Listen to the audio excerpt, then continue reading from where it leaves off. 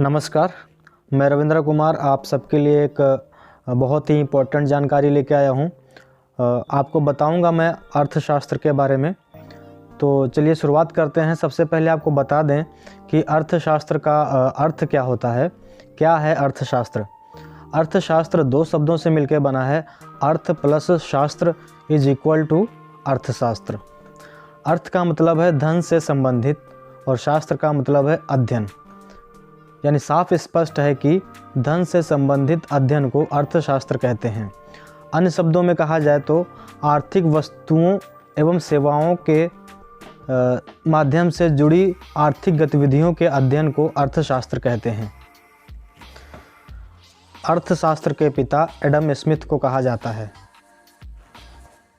अब आगे आता है अर्थशास्त्र की शाखाएं। अर्थशास्त्र की मुख्यतः दो शाखाएं हैं।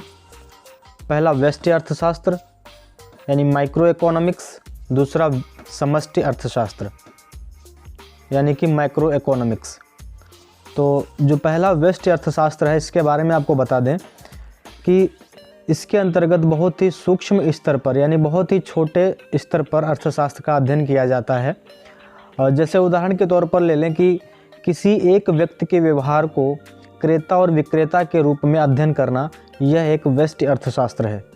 और समष्टि अर्थशास्त्र यानी मैक्रो इकोनॉमिक्स, इसके अंतर्गत संपूर्ण अर्थव्यवस्था के स्तर पर लिए गए निर्णय और नीतियों के अध्ययन को समष्टि अर्थशास्त्र कहते हैं। यानी कि ये बहुत ही संपूर्ण अर्थव्यवस्था के स्तर पर इसका अध्ययन करते हैं, यानी बड़े स्तर पर इसका अध्ययन किया जाता है।